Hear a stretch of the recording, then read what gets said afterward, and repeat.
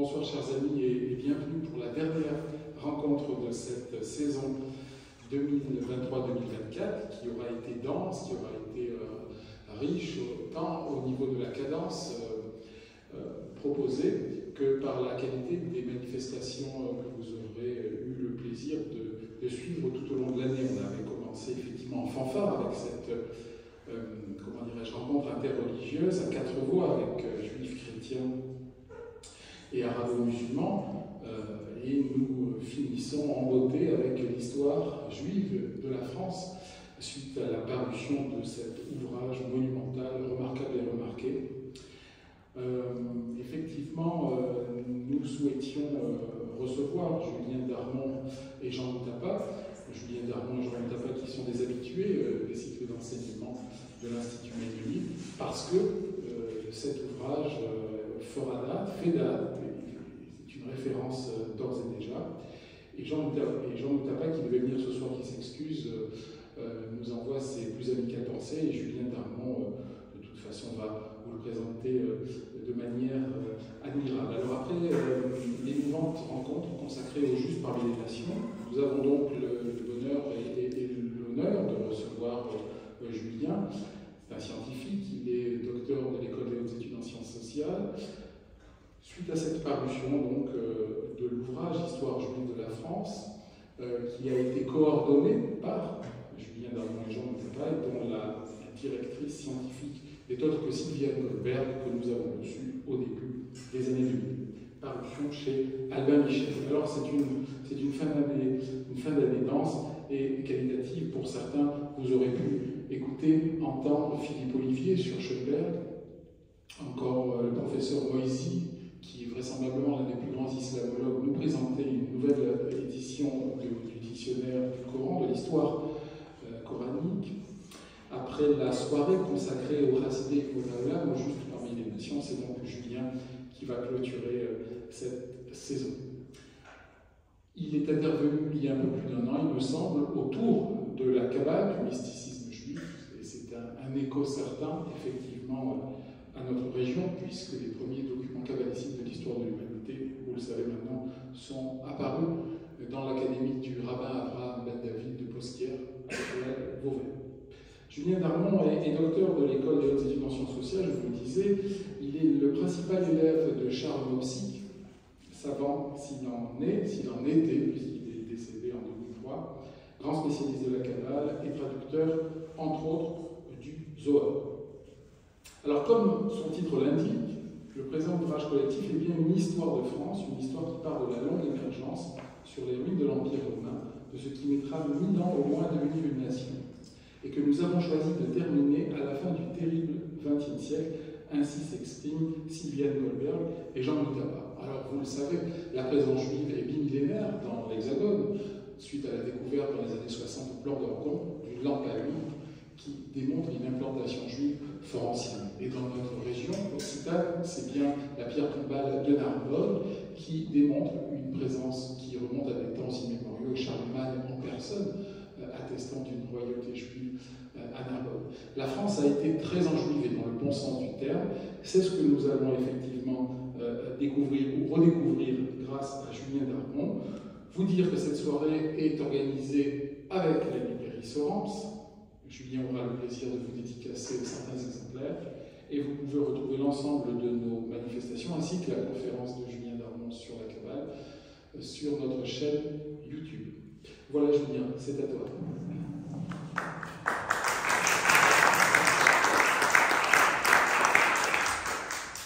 Merci beaucoup Michael, merci à vous tous de m'accueillir dans cette ville vraiment si agréable de Montpellier. À chaque fois que je viens ici, je me dis mais pourquoi je reste pas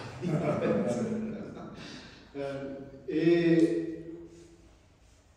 pour commencer tout de suite sur ce projet-là, en réalité, avant de parler du contenu du livre, il est très important de comprendre comment cette ovni éditorial a été pensé, et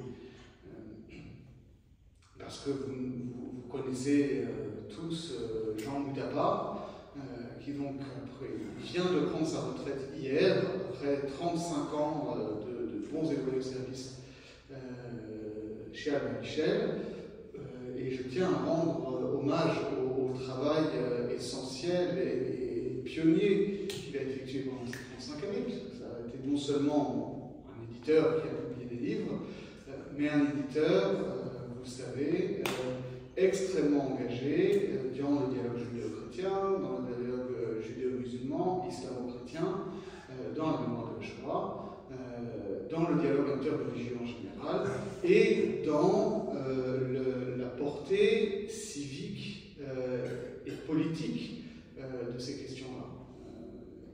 Il a transformé ce qui était une collection de spiritualité vivante chez Albin Michel en un département, et il a donné un nouveau sens à ces spiritualités vivantes. C'est-à-dire ces spiritualités vivantes, ce n'est pas seulement des spiritualités contemporaines, mais c'est des spiritualités qui sont engagées dans le monde. Et de ce fait-là, la première encyclopédie qu'on a faite, parce que c'est quand même la 6e, c'était l'histoire de l'islam et des musulmans en France, en 2010, dirigée par l'immense islamologue Mohamed Harkoun, qui est décédé peu de temps après. Et c'était un travail absolument pionnier.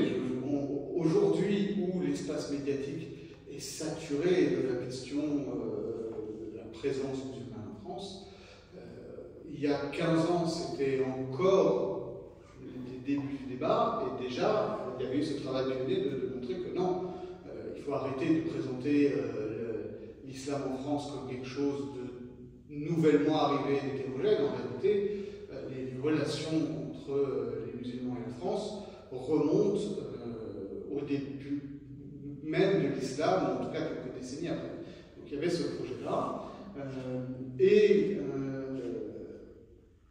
La deuxième encyclopédie avait enchaîné assez rapidement, en 2013, sur un thème connexe, histoire des relations entre juifs et musulmans des origines à nos jours, puisqu'on était donc encore dans la lignée de la seconde intifada et du pourrissement et de la radicalisation des relations judéo-arabes et judéo-musulmanes qu'on a connues au début des années 2000.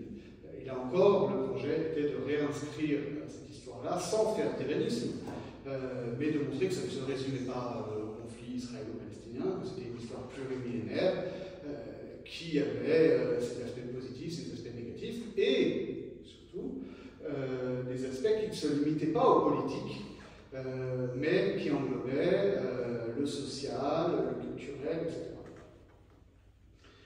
Ensuite, on a fait d'autres encyclopédies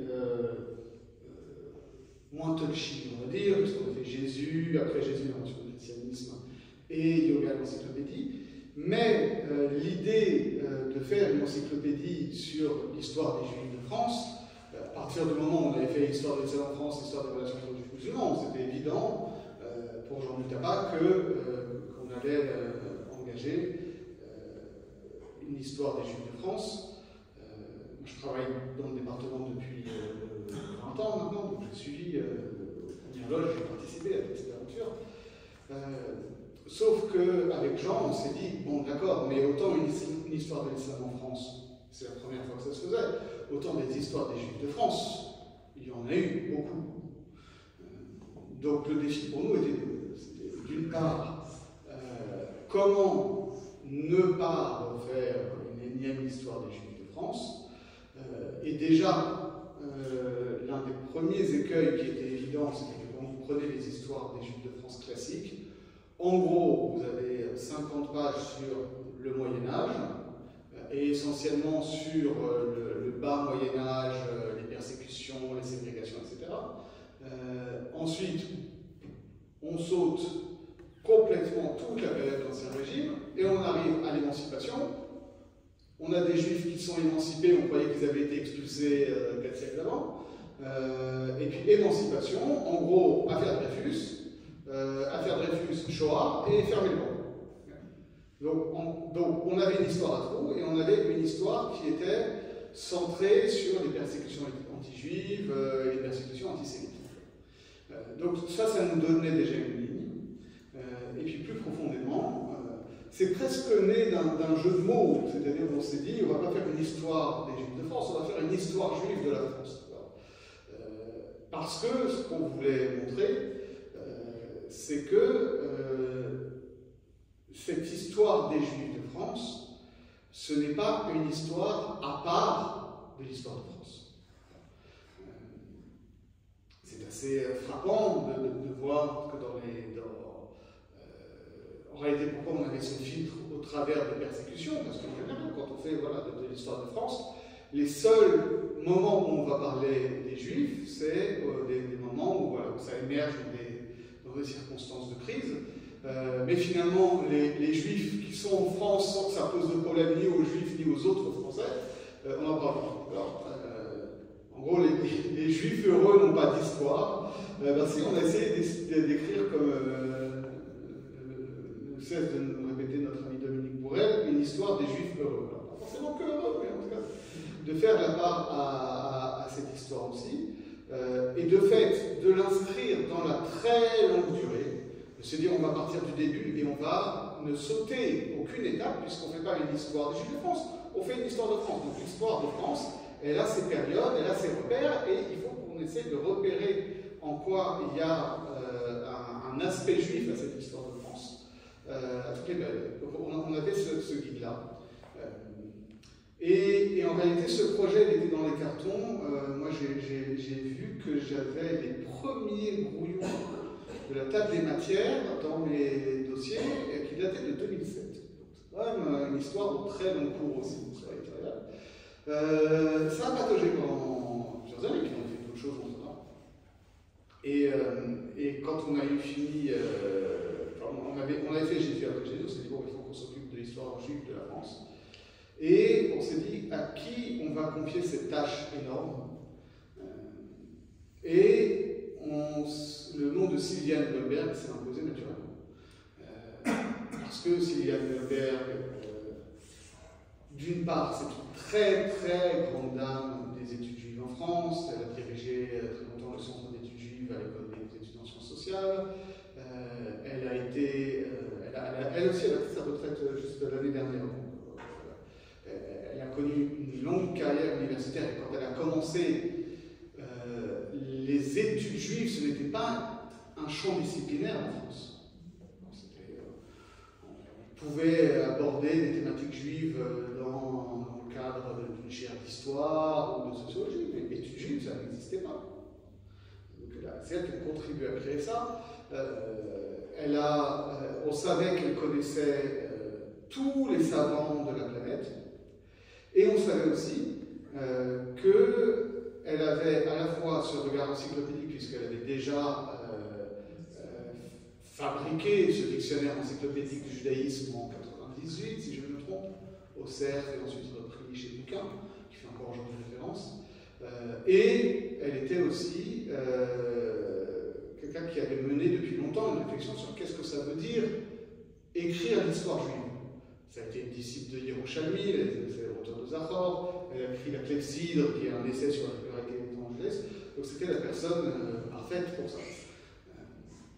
Et donc le travail a commencé, et il a fallu donc affiner cette table des matières qui est très vite devenue pléthorique, parce qu'une fois qu'on avait notre grande périodisation, on s'est rendu compte qu'il y avait plein de choses à dire. Donc, il y avait évidemment, et on va en parler par la suite, on va essayer de faire un petit zoom sur telle ou telle période, tel ou tel aspect.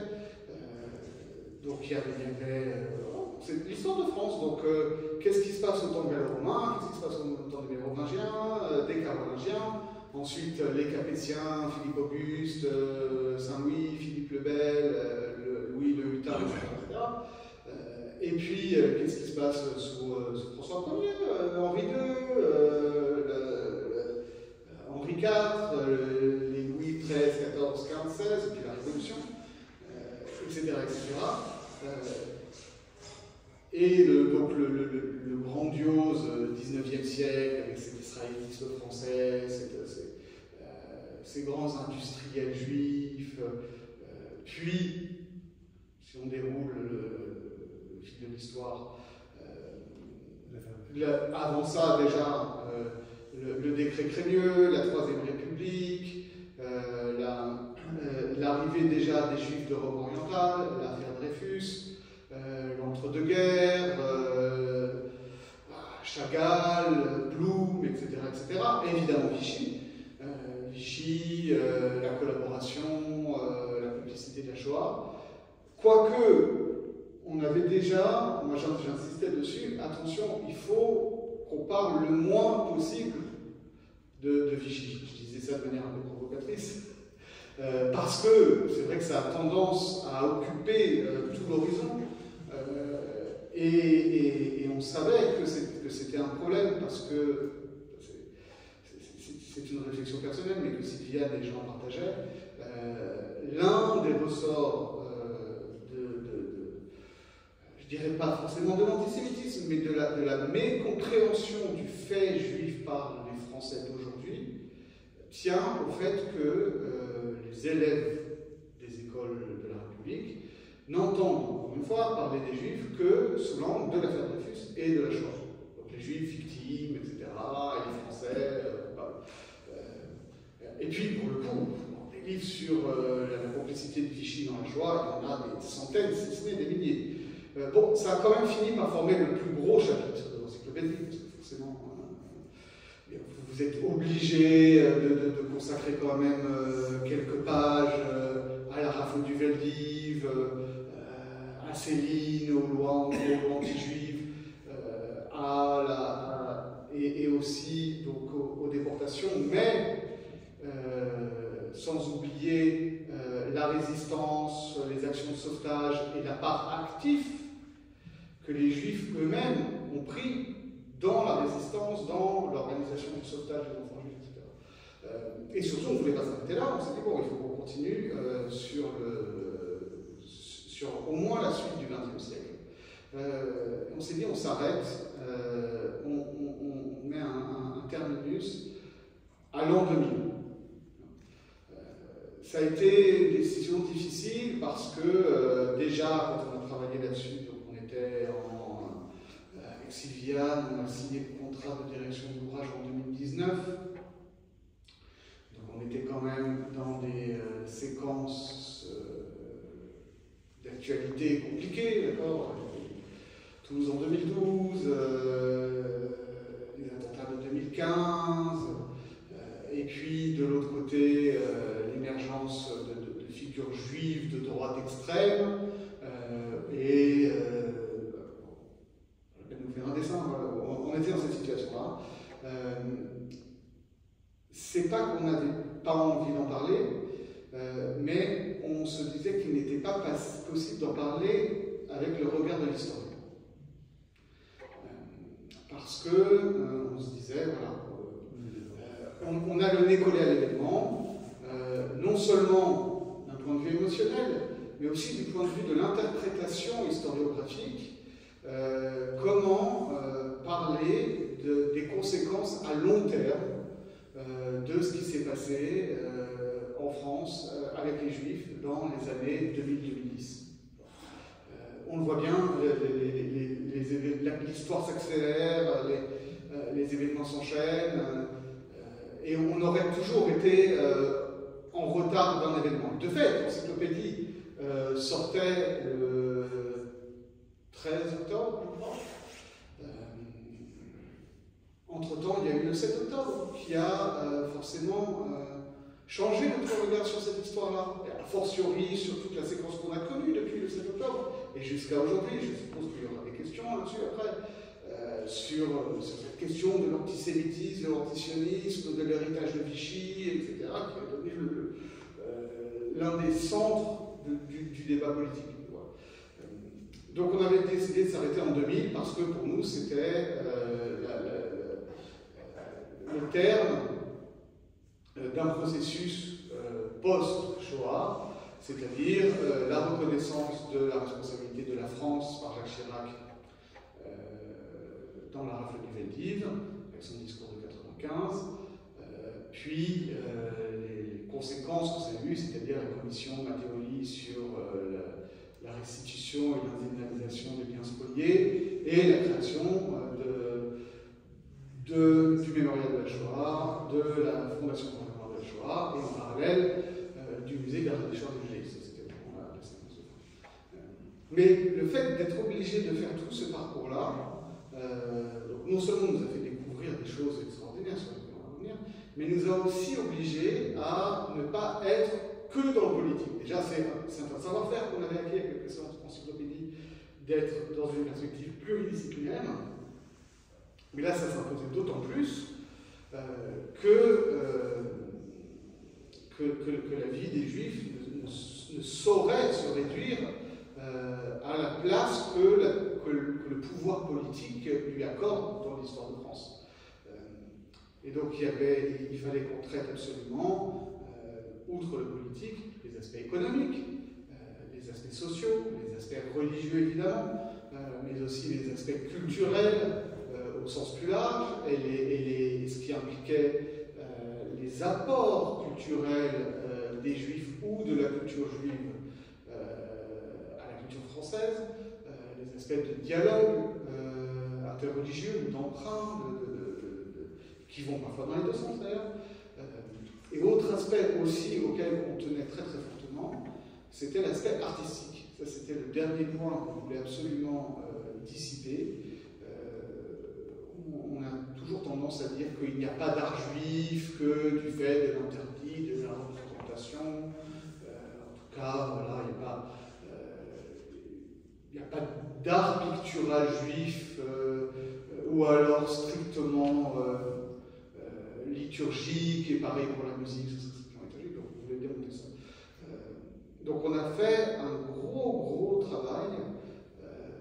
Je veux rendre hommage ici, d'une part à ma collègue Solène Leclerc, qui est avec Jean Tabar et moi, qui est le triumvirat du département spiritualité, qui a travaillé d'arrache-pied pour l'iconographie, mais aussi aux différents auteurs et membres du comité scientifique. En premier lieu à Paul Salmona, directeur du musée d'art et d'histoire du judaïsme, qui nous a énormément aidés, et le musée est partenaire du livre parce qu'ils nous ont offert l'iconographie, pour le dire, et d'autres auteurs, je pense en particulier à Sonia Fellous, spécialiste des manuscrits médiévaux, ou pour des choses plus précises à Madame Biancou pour des documents absolument inédits sur la généalogie de Nostradamus.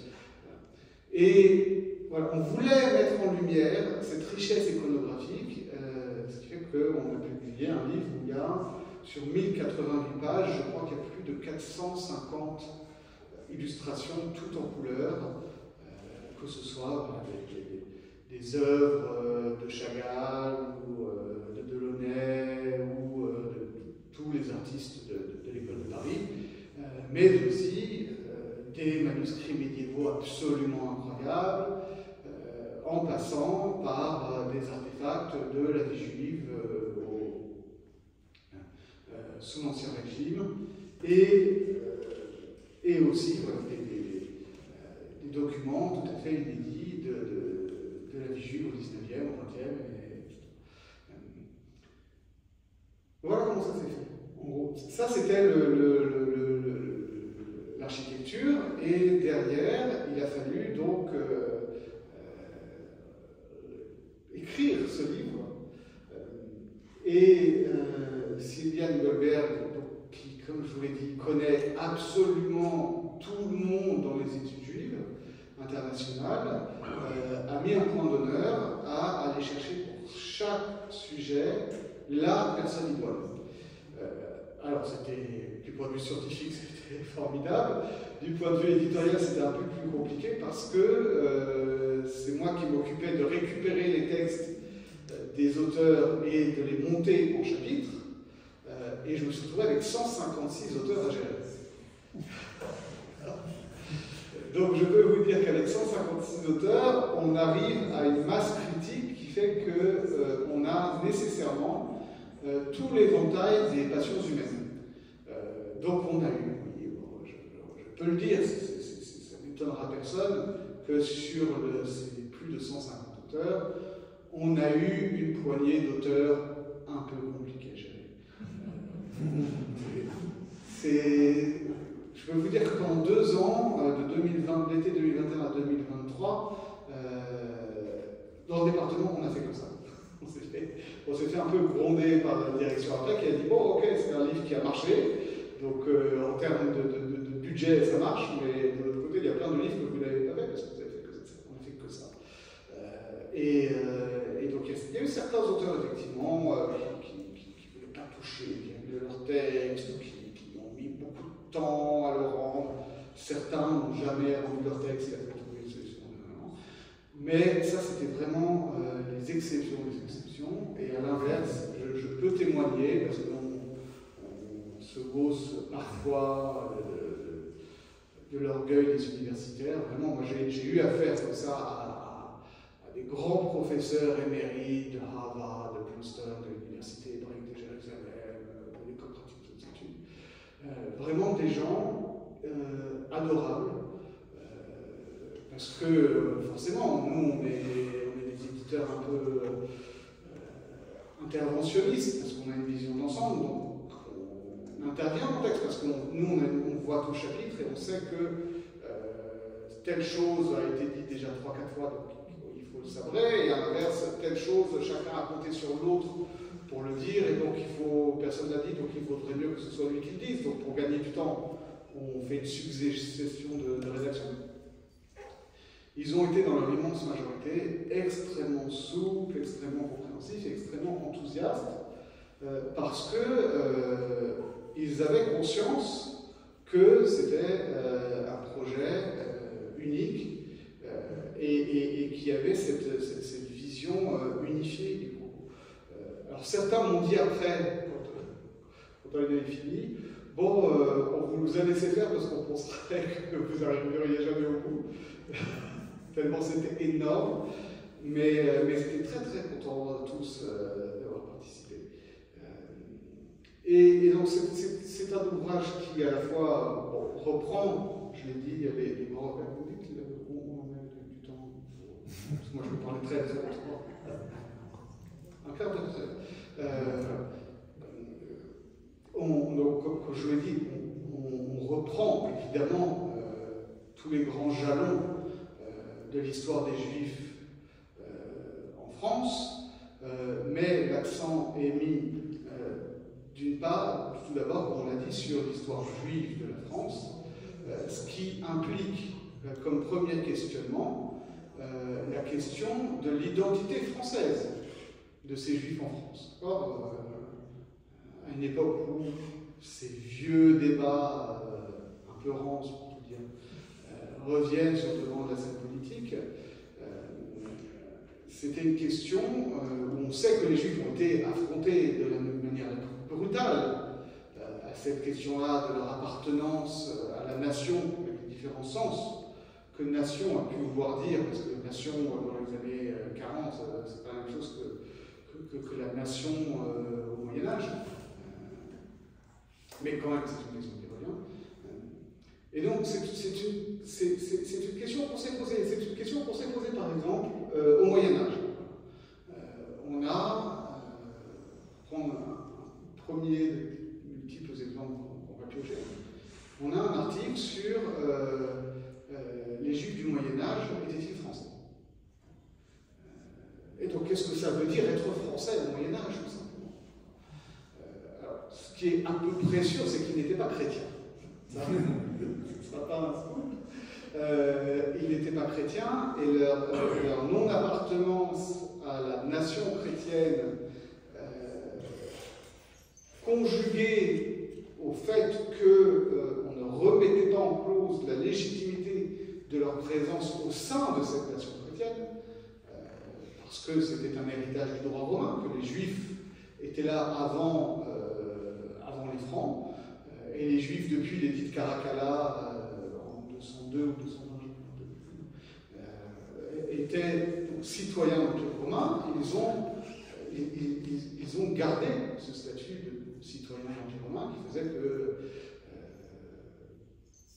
juridiquement, en tout cas jusqu'à la séquence des expulsions à la fin du XIIe, entre la fin du XIIe et la fin du XIVe siècle, n'était pas remis en cause. Donc ils sont là, ils sont en France, ils ne font pas partie de la nation chrétienne, on ne parle pas forcément de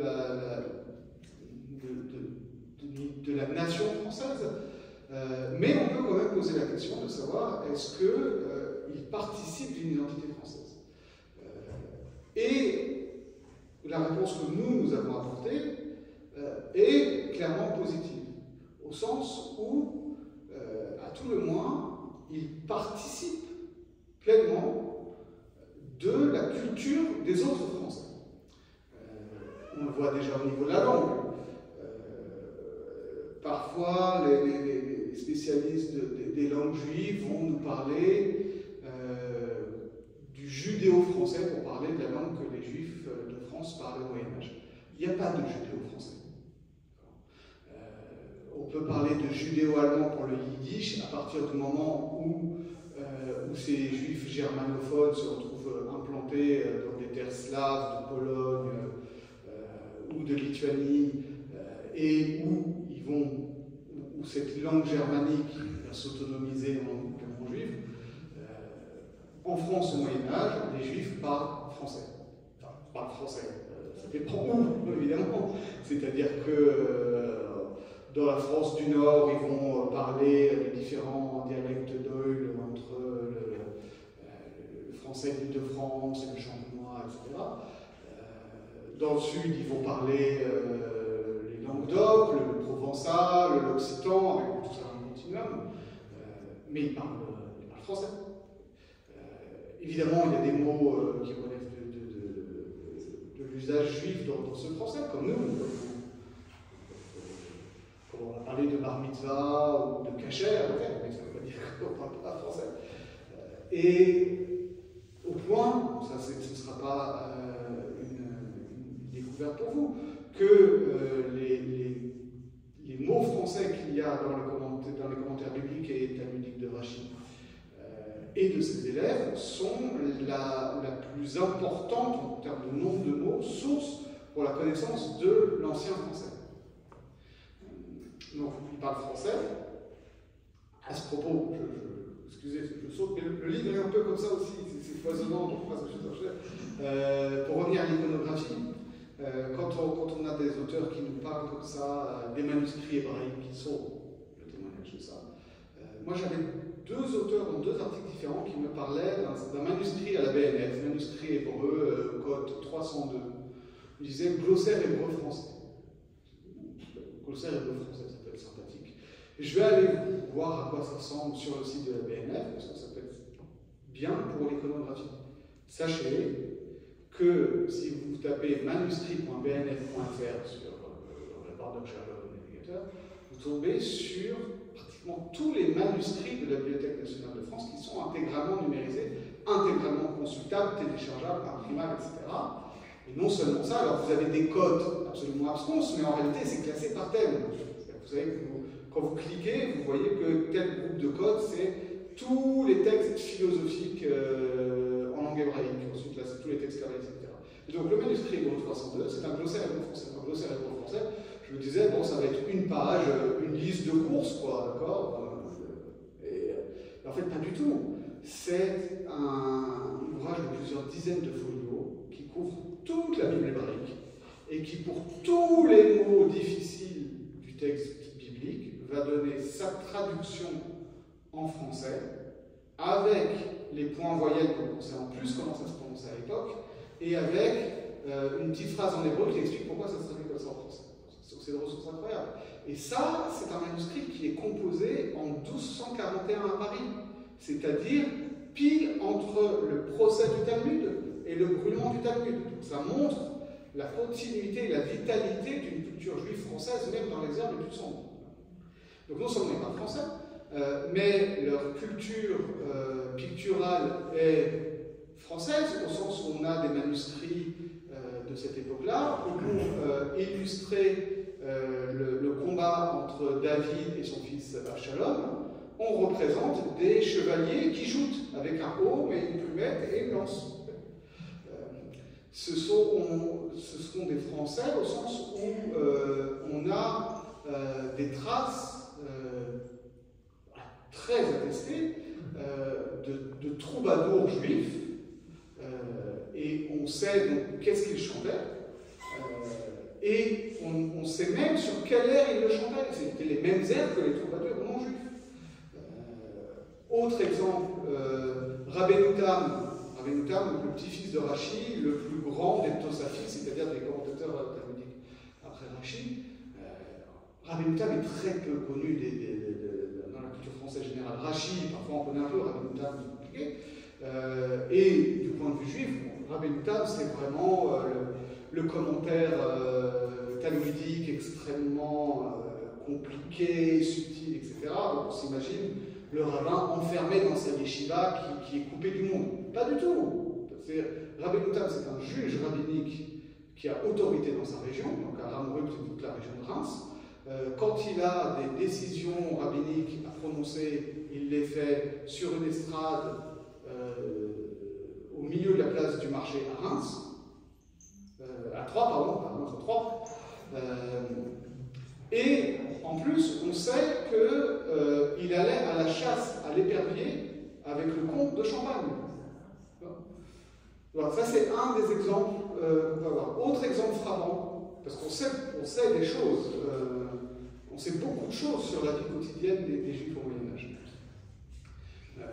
Par exemple, à Paris, dans ces mêmes années du première moitié du XIIIe siècle, on a deux traces complémentaires. D'une part, on a les pierres tombales du cimetière juif de Paris, qui sont aujourd'hui au musée d'art et d'histoire du judaïsme, dans la grande salle quand vous entrez, qui ont été découverts, pour ceux qui connaissent un peu la géographie parisienne, en gros au croisement entre les boulevards Saint-Michel et Saint-Germain. Parce que le quartier juif était à ce niveau-là, un peu plus haut, au niveau de la rue de la Huchette, Fontaine Saint-Michel en gros. Donc le cimetière était un petit peu à l'extérieur. Et il a été découvert dans les années 90, quand on a commencé à faire de l'archéologie préventive. L'archéologie préventive, c'est de se dire, avant de tout passer au bulldozer, attention, on va quand même vérifier s'il n'y a pas des vestiges gallo-romains en dessous. Et on a découvert des choses incroyables. Et on a découvert ce cimetière juif. Et on a donc des pierres tombales juives du XIIIe siècle, où les gens s'appellent Moshe, Aaron, Israël, enfin un classique quoi. Mais on a à la même époque les registres de la taille des juifs. C'est-à-dire les juifs qui habitaient à Paris, payaient des impôts. Enfin, ça n'a pas changé. Par contre, ce qui a changé, c'est que suivant que vous étiez parisien ou chrétien d'une autre région de France, ou que vous étiez étranger, lombard en particulier, il y avait les marchands et banquiers lombards qui formaient un circuit commercial international, ou que vous soyez juif, vous ne payez pas les mêmes impôts. Donc on a des registres que les juifs payaient. Et ce qui n'a pas changé non plus, c'est que les impôts savent tout de vous. Donc, ils savent évidemment où vous habitez, ils savent ce que vous gagnez, ils savent le métier que vous exercez, et ils savent évidemment comment vous appelez. Donc, ça permet de faire la géographie de où ils habitaient, quel métier ils exerçaient, est-ce qu'ils étaient plus riches, plus pauvres que le Parisien moyen. Et puis, on a leur nom. Mais alors, ce qui est marrant, c'est qu'ils ne s'appellent pas Moshe Yitzhak Aaron. Il s'appelle Aquin, il s'appelle Quentin, il porte des noms français. Parce que, en tout cas pour l'administration fiscale, ils ont, comme ça a été la pratique pendant très longtemps dans toutes les communautés juives, voilà, il y a un nom juif pour la synagogue et le cimetière, et il y a un nom local pour les échanges du quotidien et les échanges avec l'administration. Voilà, ça, c'est des exemples qu'on peut avoir. Autre chose aussi, que je m'arrêterai là et après on pose des questions. Et on parlera de Montpellier, parce qu'il y a tellement de choses à dire sur Montpellier. Dernier exemple comme ça de ce que permet ce décalage, une fois qu'on arrête de se focaliser sur les persécutions et sur l'exercice vertical du pouvoir. Dans quelle mesure est-ce que les Juifs et les chrétiens vivaient ensemble? Parce que si on se focalise que sur l'histoire des annales, l'histoire classique des documents produits par le pouvoir, c'est sûr que dès l'époque carolingienne, on a des décisions conciliaires qui nous disent que les chrétiens ne doivent pas partager la table des juifs. Et puis tout au long du Moyen-Âge, comme ça, on a des édits qui interdisent aux bouchers juifs de bouchers chrétiens qui travaillaient avec des bouchers juifs, etc., etc. Donc si on n'a que ce regard-là, on se dit oh, les juifs étaient vraiment mis à l'écart au sein de ces découvertes. Et si on décale la focale et qu'on se rend compte qu'en fait, ces décisions conciliaires, ces actes royaux, sont répétés tous les 50 ans, c'est qu'en réalité, il y a une nécessité de les répéter, c'est parce que personne ne les respecte, fondamentalement. C'est que vous pouvez dire à un boucher chrétien, non, l'Église t'interdit de bosser avec un boucher juif parce que tu comprends, croire dans les lois de l'abattage rituel, donné au Sinaï, c'est renier le Christ qui a aboli la Torah et ses commandements. Le boucher chrétien, il est peut-être chrétien, mais il est boucher, c'est un professionnel, il comprend sans doute mieux son collègue boucher juif que le curé qui n'a jamais mis les pieds dans sa boucherie. Et puis surtout, il voit l'intérêt économique de faire des économies d'échelle en travaillant ensemble. Autre exemple important, mais où cette focale-là, et en particulier le souci de penser non seulement l'histoire des gens et pas que l'histoire du pouvoir, mais de penser l'histoire des femmes et pas que l'histoire des hommes. On a des articles comme ça sur la place des femmes juives au Moyen-Âge.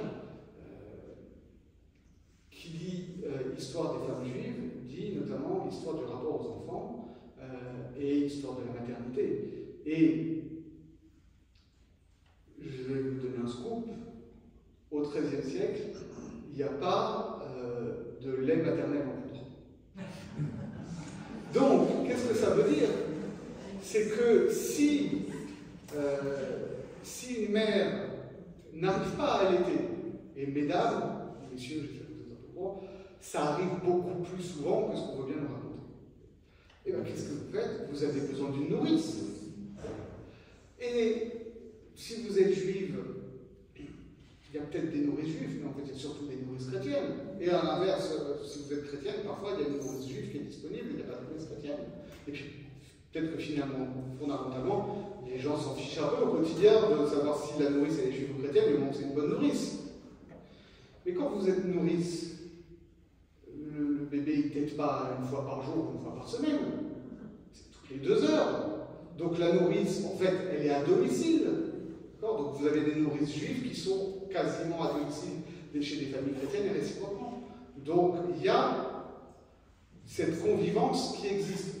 Ça ne veut pas dire que c'est l'amour fou, mais en tout cas, il n'y a pas cet aspect de ségrégation et cette discrimination qui semble ressortir des annales du pouvoir n'est pas la totalité de l'expérience juive, y compris au Moyen-Âge. Donc ça nous a donné un bon point de départ pour ensuite dérouler tous ces aspects-là. Et alors évidemment, ensuite, dans la culture, où on voit non seulement que les clercs chrétiens puisent très largement aux sources juives pour interpréter la Bible. Nicolas de Lyre cite Rachid à toutes les lignes. Mais avant ça, déjà, Abélard insiste sur l'importance de l'apprentissage de l'hébreu par les moniales d'Héloïse, en disant, vous voyez, les Juifs mettent tous un point d'honneur à apprendre l'hébreu, il faut que vous le fassiez aussi. Mais l'inverse est aussi vrai, c'est des choses qu'on a découvertes aussi. Je m'arrêterai sur ce dernier exemple, et vous avez vu que on a à peine effleuré le Moyen-Âge. La notion de concordance biblique. C'est quoi une concordance biblique? C'est un gros bouquin dans lequel vous avez pour chaque mot toutes les occurrences du mot dans l'ensemble du corpus biblique. Ça n'existait pas chez les Juifs avant la fin du Moyen-Âge. Parce que les Juifs ne fonctionnaient pas comme ça. Les Juifs, ils avaient des références, on savait que c'était dans tel livre biblique, que c'était dans tel paracha, dans tel péricope hebdomadaire, et puis ça suffisait, parce que de toute façon, les gens connaissaient ce texte biblique à peu près par cœur, en tout cas pour les sermons qui échangeaient entre eux. Pareil pour le Talmud, quand ils disaient, comme il est dit au début de tel chapitre, les Talmudistes savaient de quoi on parle. Sauf que, entre Juifs, ça marchait bien, mais les chrétiens imposaient aux Juifs des controverses, des disputations sur le texte biblique. Et quand vous avez un moine dominicain qui vous dit oui, dans Isaïe chapitre 40, il est dit que, et que vous n'avez pas de chapitre, et les chapitres des livres bibliques, c'est pas une invention juive, c'est quelque chose qui vient d'un évêque français, ensuite transposé en Angleterre. Donc vous êtes paumé, et c'est compliqué de débattre, et si vous n'arrivez pas à débattre parce que vous ne savez pas ce que ça veut dire le chapitre 40 d'Isaïe, vous passez à tort pour un ignorant aux yeux de ceux qui assistent à la controverse. Donc il y a eu, alors vous l'excuserez, mais c'est dans le livre, il y a eu un rabbin provençal, pas non, on retrouve un nom, qui a dit il faut qu'on fasse déjà qu'on fasse une concordance des termes bibliques, c'est-à-dire qu'on ait comme ça un dictionnaire où quand il nous cite un mot et ses parallèles, on sache exactement où il parle, et surtout qu'on ait à tout le moins pour les controverses, qu'on ait les mêmes numéros de chapitres et de versets que les chrétiens, de façon purement utilitaire. Donc il a proposé comme ça cette première concordance, et c'est un outil tellement formidable que c'est ce qui a servi ensuite aux imprimeurs italiens pour établir les premières éditions imprimées des Bibles hébraïques, cette concordance qui a été faite au Moyen-Âge en Provence. Donc on voit comment finalement un certain apport chrétien a exercé une influence extrêmement durable dans la culture juive. Alors, je m'arrête là, mais je vous laisse la parole et on cherche. Merci Julien pour cette belle présentation.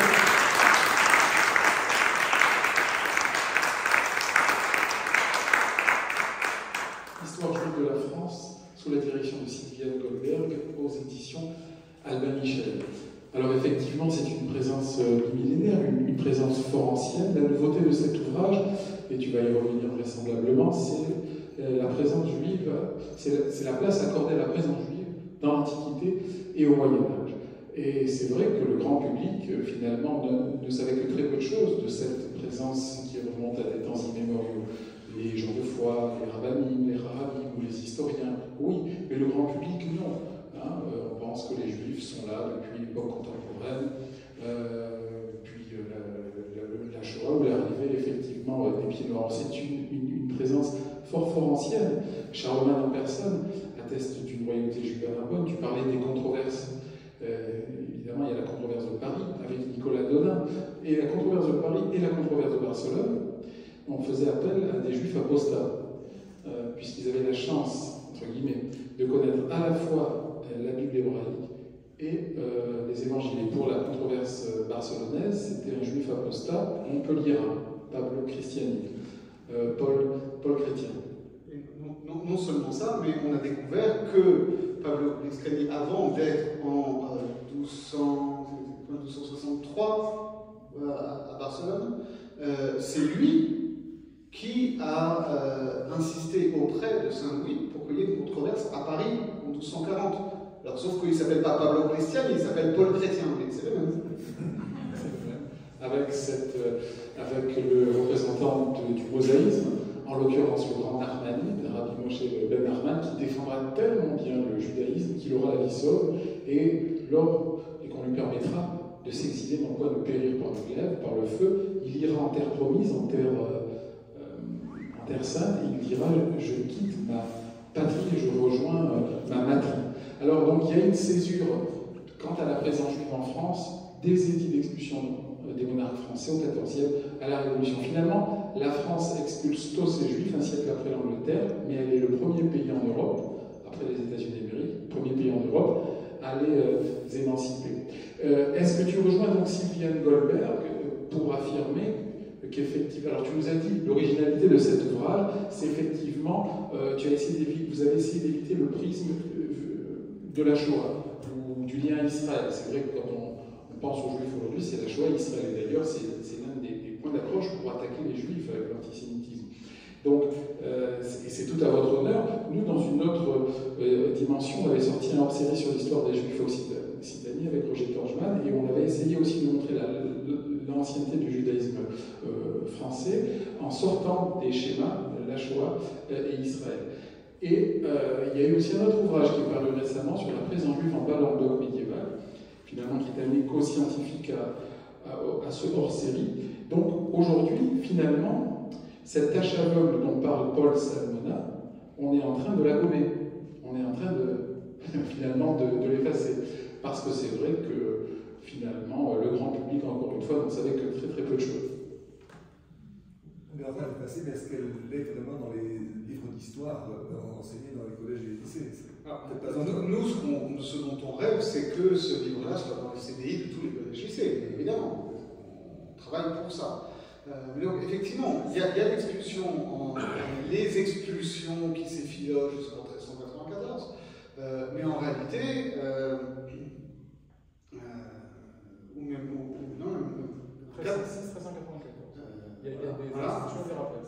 Et en réalité, il y a même encore une autre expulsion plus tardive, parce que c'est aussi toute la spécificité de l'histoire française.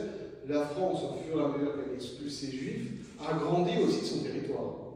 La Provence, 1500. Voilà, on a la Provence qui est rattachée de manière plénière au royaume de France à la fin du XVe siècle, et donc expulsion des juifs de France. En 1500, je crois repérer dans le public quelqu'un qui a un peu bossé sur la question des néophytes, c'est-à-dire des marins de Provence.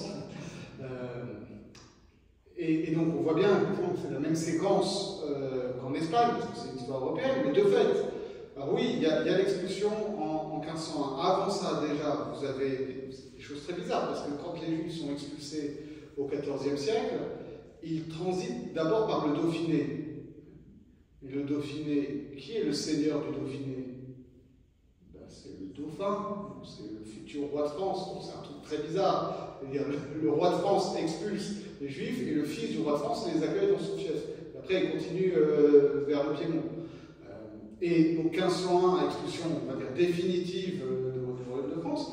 Mais en réalité, quelques décennies après, vous avez des nouveaux chrétiens venus du Portugal qui s'installent à Bordeaux et à Saint-Esprit-les-Bayonnes.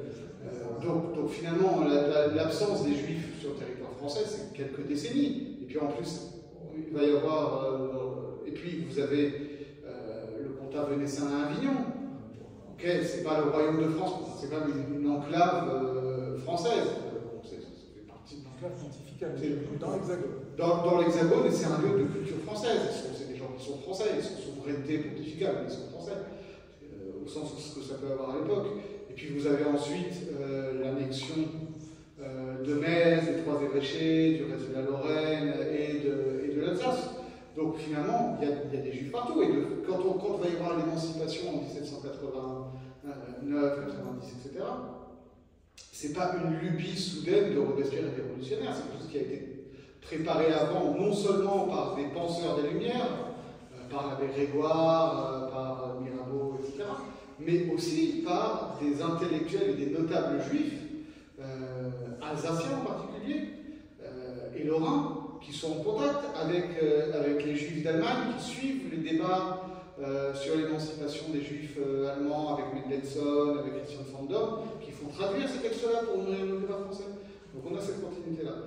Et pour revenir après sur Israël, alors ça c'est aussi quelque chose que j'ai oublié de dire. On avait un gros problème sur la quatrième partie, c'est-à-dire sur la partie 1945-2000, parce qu'au début on voulait garder un cadre, un chapitrage chronologique. Et puis on se retrouvait à faire des chapitres qui concernaient une décennie à chaque fois et à parler de tout et se répéter. Donc on a cassé le cadre, on a fait 4 chapitres qui sont thématiques, c'est-à-dire un chapitre sur la politique, un chapitre sur la sociologie,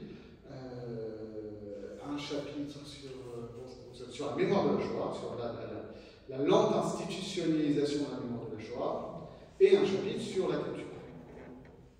Et de fait, dans la politique, on parle d'Israël parce que Israël, ça a les deux aspects. À la fois, c'est une question politique, de géopolitique, de la place de la France dans le monde, de son poids qui n'est pas le même au moment de la crise de Suez et en 67 ou au moment des accords de Barcelone en 91.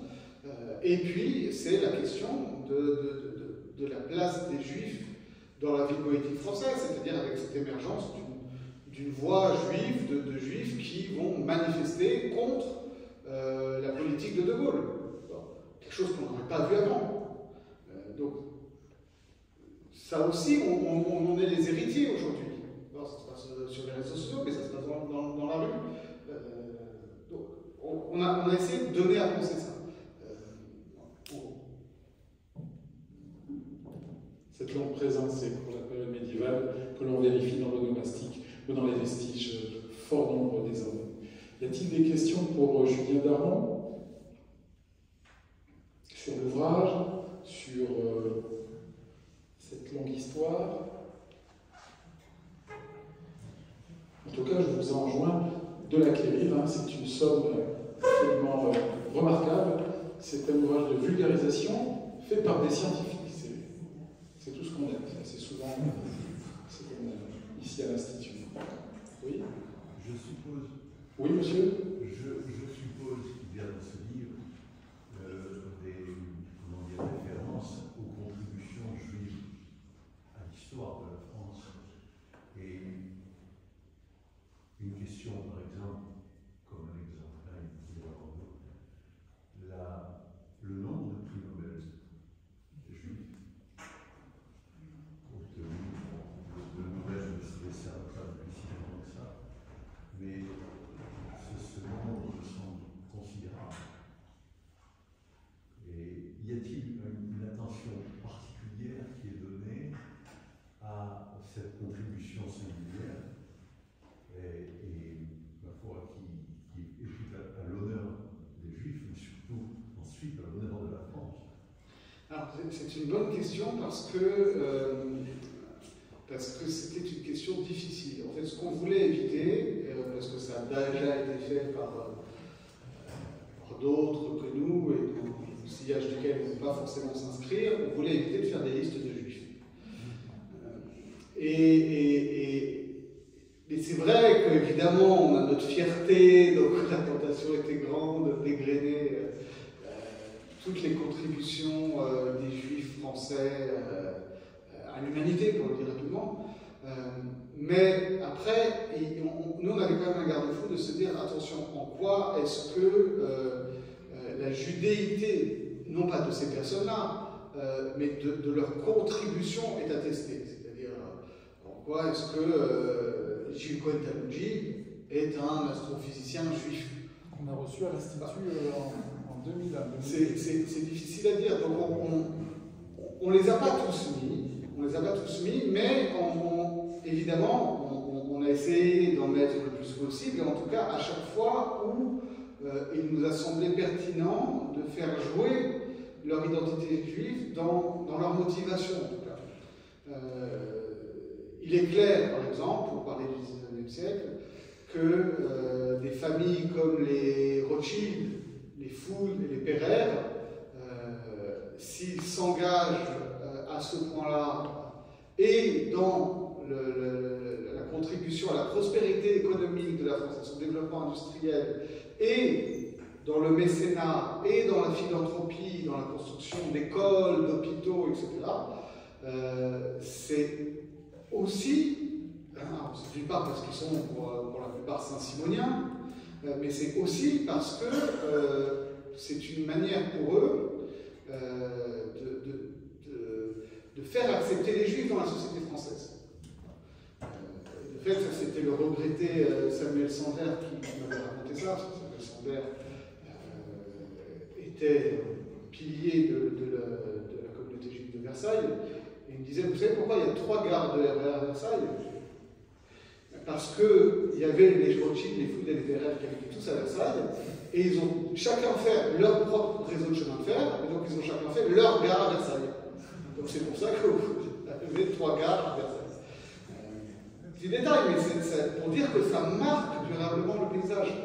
Et évidemment, là où c'est très sensible, c'est dans le domaine de la littérature et de la philosophie. Donc on a consacré des pages et des pages à Albert Cohen, à Romain Gary, à Pérec, à Modiano, à Lévinas, etc. C'était évidemment indispensable, et aussi, de l'autre côté, aux artistes juifs, voilà, je disais Chagall, Soutine,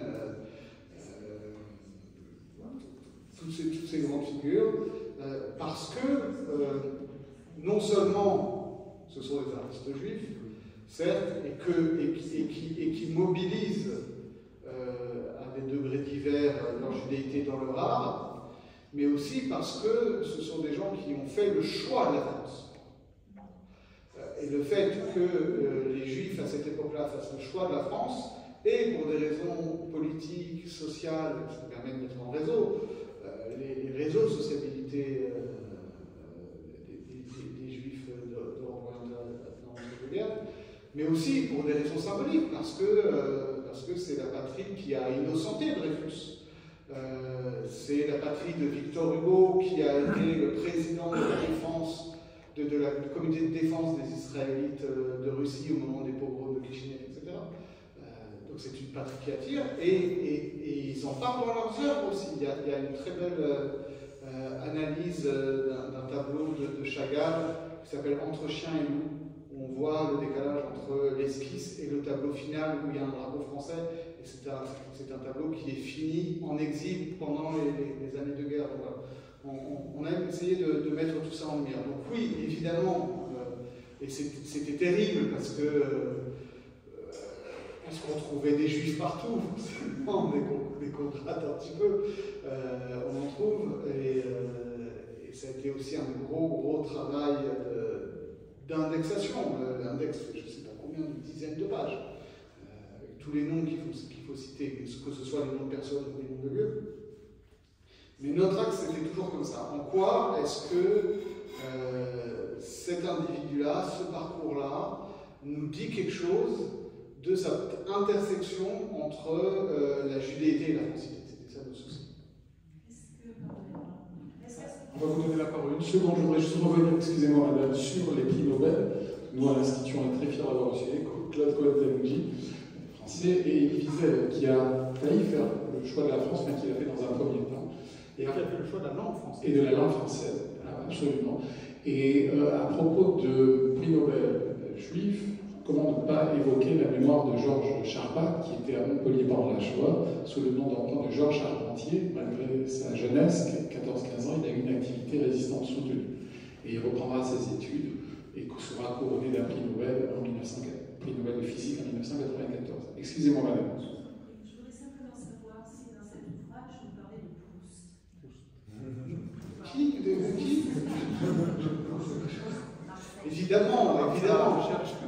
Parce que je sais que dans une des conférences récentes à la RSI, avait été apporté justement un problème, mais... Oui, bien sûr. Proust, c'est très intéressant. Il y a dans ça, je pense que bien de monde en a parlé, mais moi ça m'a marqué. Il y a une réponse de Proust à Montesquieu, je ne sais pas exactement quelle horreur antisémite a utilisé Montesquieu, et qui lui dit non, mais je ne peux pas vous laisser dire du mal des Juifs parce que si je suis chrétien comme mon père et mon frère, ma mère est juive. Ça veut tout dire de ce complexe, et il y a. On n'a pas résisté au plaisir de mettre au moins une citation de la recherche à ce sujet-là, mais il y en aurait tellement à mettre, c'est un monde. Et je tiens à remercier en particulier à cette occasion-là Maxime Decoux. Je ne sais pas si vous avez eu l'occasion de le recevoir. Maxime Decoux, c'est un, on peut dire jeune, hein, je crois qu'il a mon âge à peu près, si je suis jeune,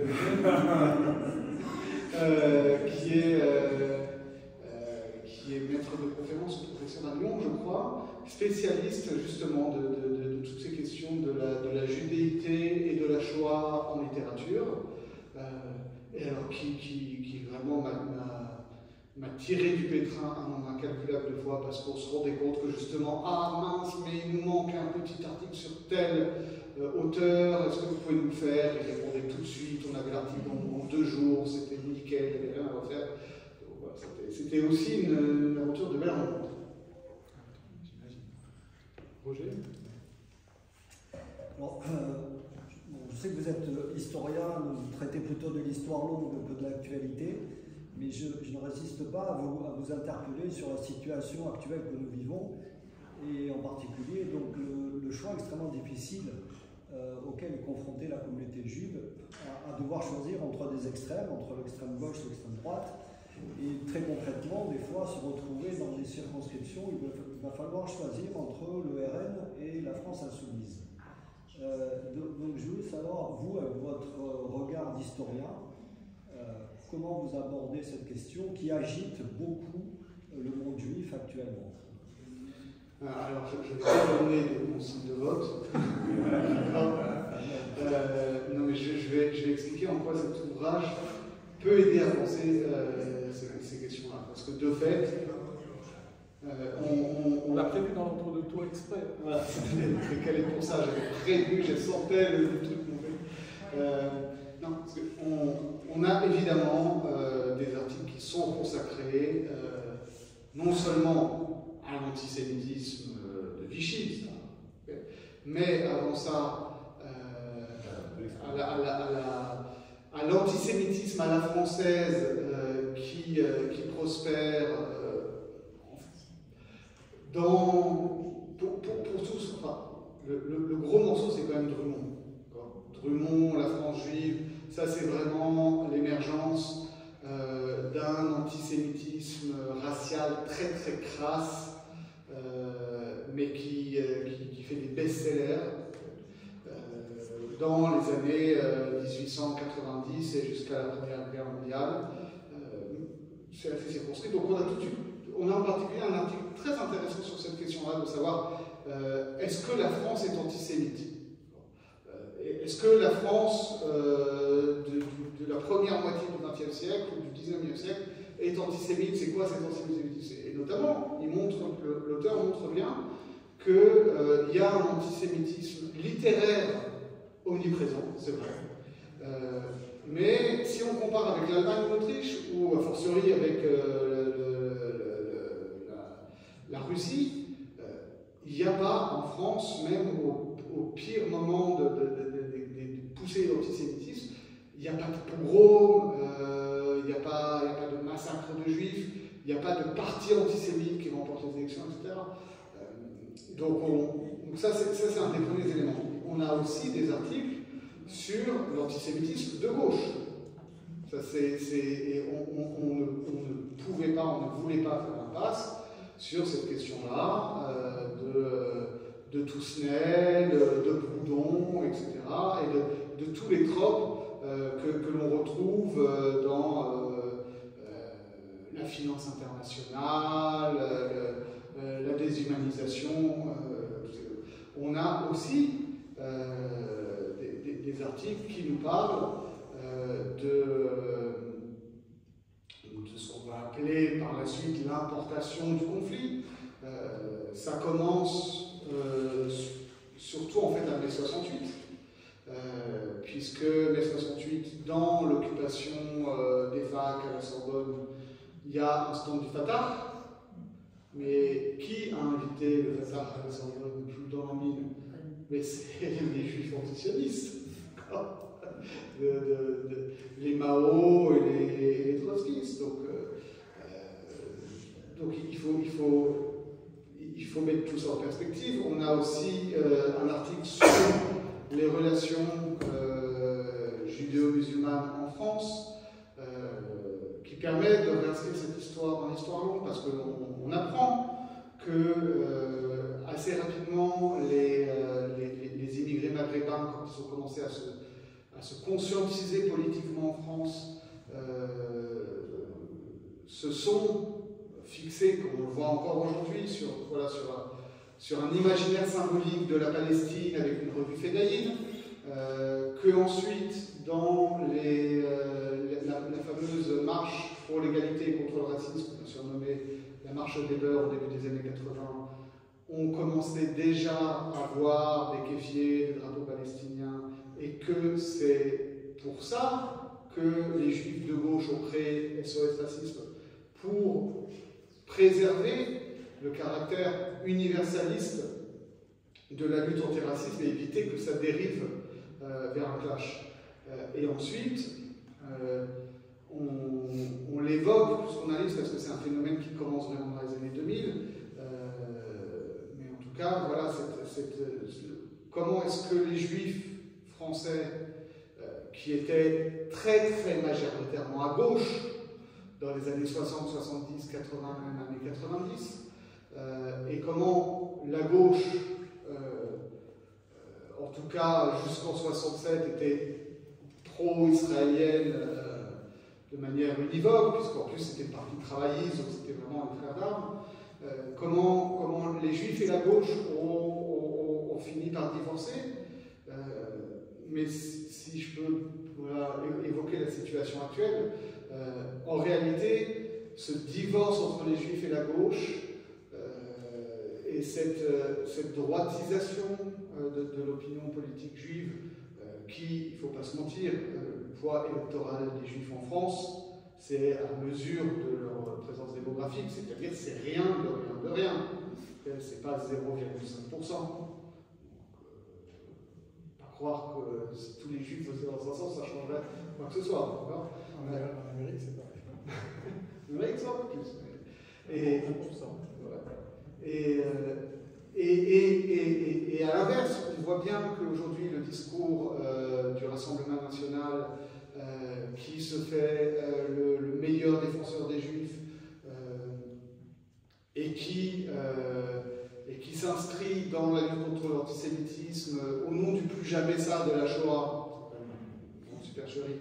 Et c'est une supercherie qui se comprend aussi parce que entre le Le Pen des années 80 et la situation actuelle, la place de la Shoah dans la mémoire nationale et donc dans le cadre de l'acceptabilité de notre discours politique a complètement changé.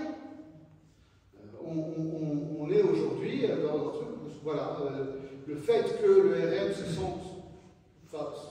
sente obligé de se plier à cette mémoire de la Shoah montre bien que c'est devenu incontournable dans la mémoire politique.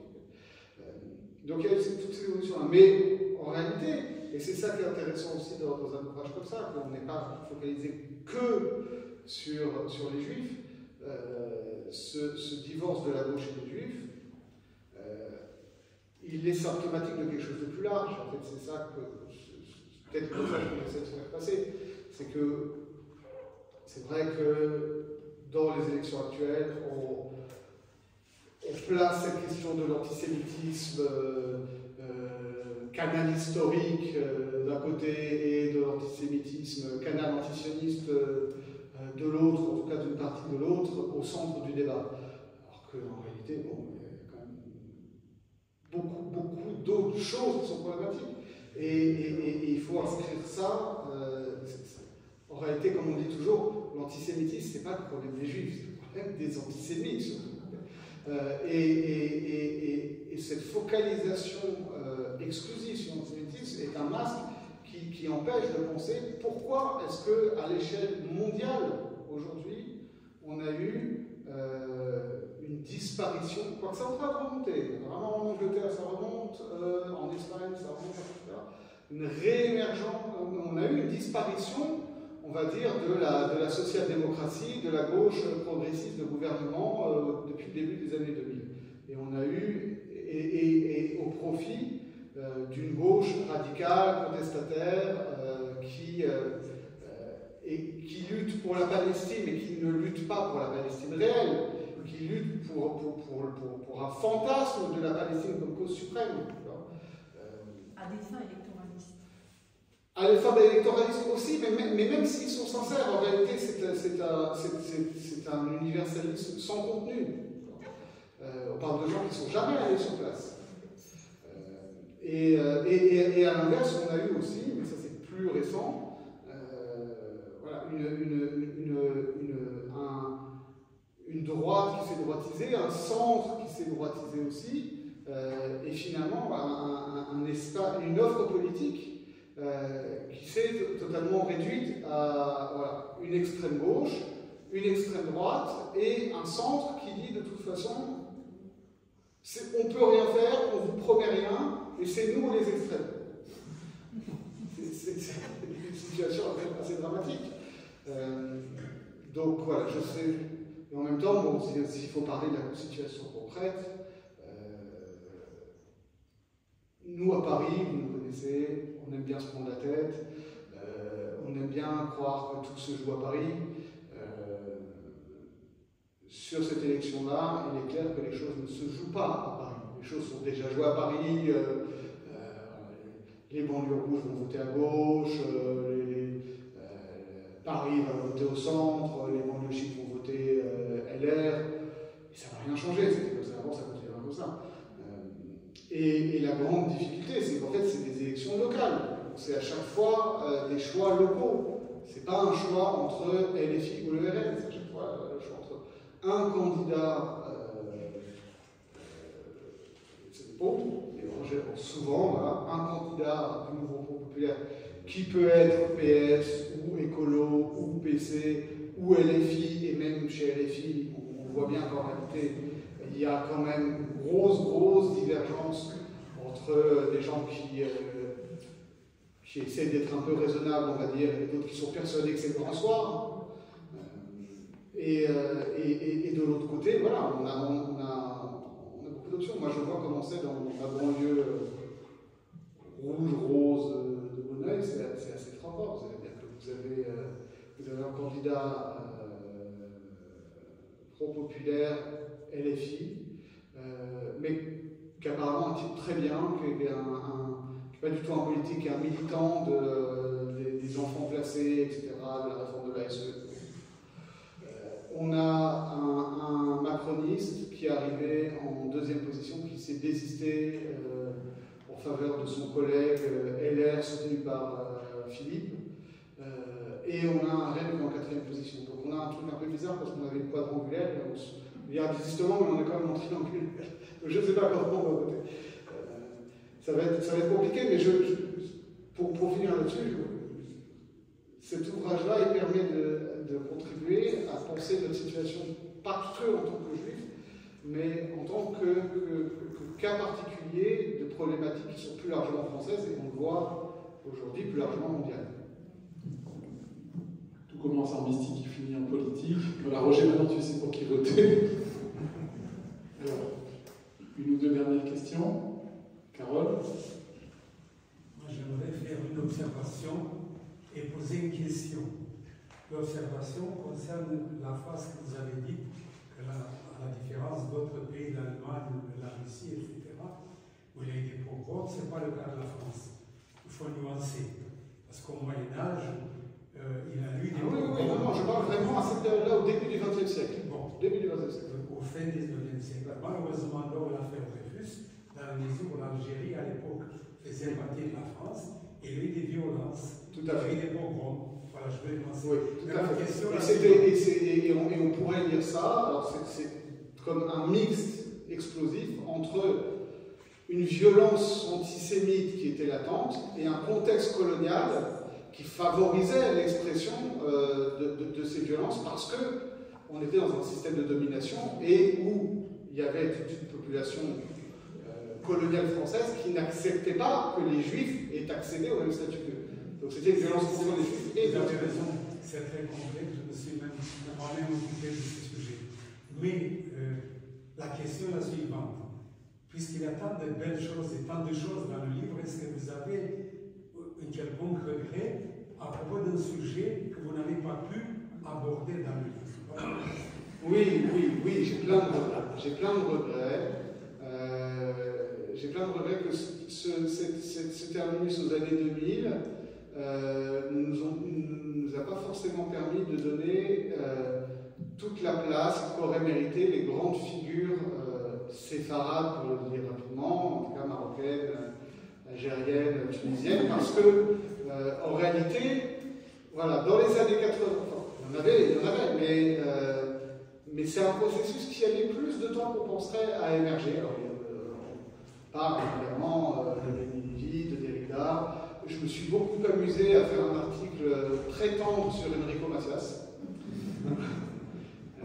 Parce que, voilà, à travers la figure et l'œuvre d'Enrico Macias, en fait, on a tout un prisme comme ça sur la question de la judéité, de l'intégration à la France, voilà, toutes les chansons que vous connaissez, Paris tu m'as pris dans tes bras, on m'appelle l'oriental, etc. Voilà, ça c'est un peu le regret, mais je ne renie absolument rien, et surtout pas mon héritage algérien. Mais pour revenir sur l'Algérie, et sur les questions, parce que là on nous parle des binationaux et tout, donc, et les questions de droit du sol et de francité.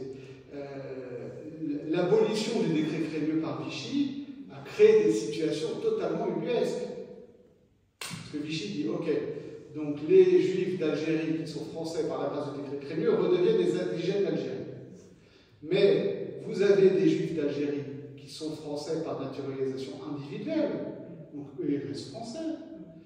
Et vous avez aussi des Juifs qui sont français par le décret Crémieux, mais qui ne sont plus en Algérie, qui sont au Maroc par exemple. Donc comment ça se passe pour eux? Donc ils ne sont plus citoyens français. Ils sont quoi? Ils sont sujets juifs du roi du Maroc. Ça crée des situations incroyables. Et à l'inverse, on sait parfois peu que autant les Juifs d'Alger, et en particulier la famille d'Aboulker, ont joué un rôle absolument crucial dans le débarquement allié en Algérie, mais ce n'est pas parce que les Juifs ont contribué à la libération de l'Algérie que les autorités françaises se sont empressées de rétablir le décret Crémieux. Il a fallu attendre quelques mois quand même.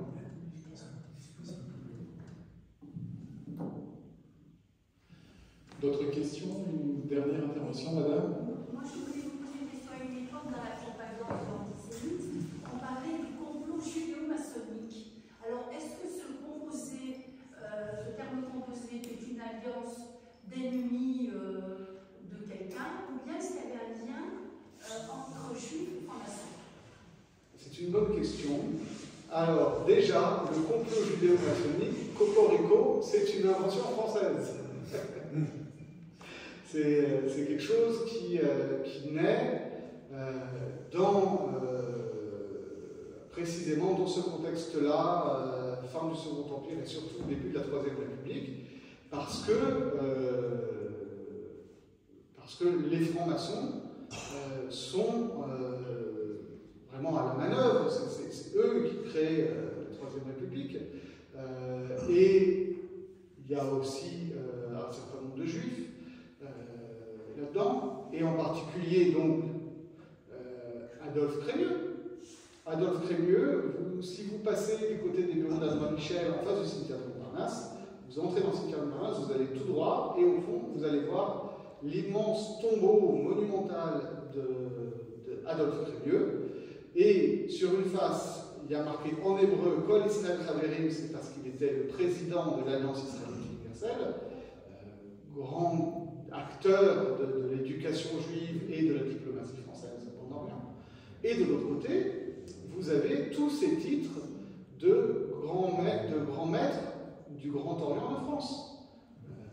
Donc oui, c'est pas qu'il y a un complot judéo-maçonnique, mais de fait, il y a certaines grandes figures qui sont à la fois juives et francs-maçonnes, et plus spécifiquement, et ça c'est quelque chose que Jean Moutaba, qui est à la fois très judéophile et franc-maçon, tenait beaucoup à ce que ça figure, ça a été une des spécificités de la franc-maçonnerie française dès la fin du XVIIIe siècle, que les juifs étaient admis dans les loges maçonniques, et pas comme en Allemagne, où il y avait des loges juives à côté des loges chrétiennes. Donc, de fait, les loges franc-maçonnes ont été des lieux de socialisation entre juifs et chrétiens en France. Complot judéo-maçonnique et aujourd'hui aussi complot américano-sioniste. À propos d'Adolphe Isaac Crémieux, c'est une fierté locale, si on devait retenir qu'une ou deux personnes pour le judaïsme occitan, pour l'époque contemporaine, Adolphe Isaac, ça serait la ville de Nîmes qui ressortirait, c'est un Montpellierin qui vous le dit, parce que Adolphe Isaac Crémieux et Bernard Lazare.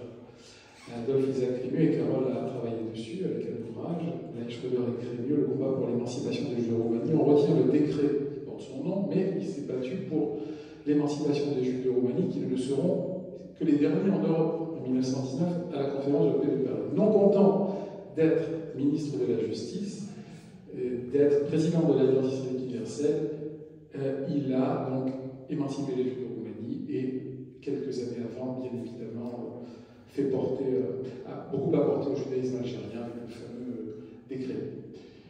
Voilà, on va remercier Julien Darmon pour sa venue à Montpellier.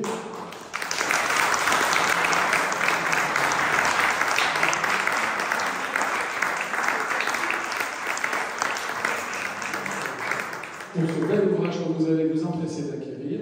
Alors nous allons nous retrouver justement pour aborder l'histoire juive de la France. Vous allez vérifier dans la pierre le 1er septembre. Pour ceux qui n'ont pas encore eu la chance d'admirer l'un des plus anciens bains rituels d'Europe, le Mikvé Montpellier, tant mieux, c'est effectivement le 1er septembre de 14h à 16h, visite du Mikvé médiéval de Montpellier, du XIIe siècle, du bâtiment synagogal médiéval et du quartier juif du Moyen-Âge. Vous savez qu'il y avait 2 quartiers juifs au Moyen-Âge à Montpellier, l'un dans le fief épiscopal de l'évêque de Maglogne, c'est parce que là, l'un dans l'autre dans le fief seigneurial qui est. Alors ne manquez pas ce rendez-vous passionnant où l'on vérifiera dans la pierre cette présence juive française qui remonte très très haut dans le temps. Voilà, nos ancêtres les Hébreux. Merci à Julien Darmon.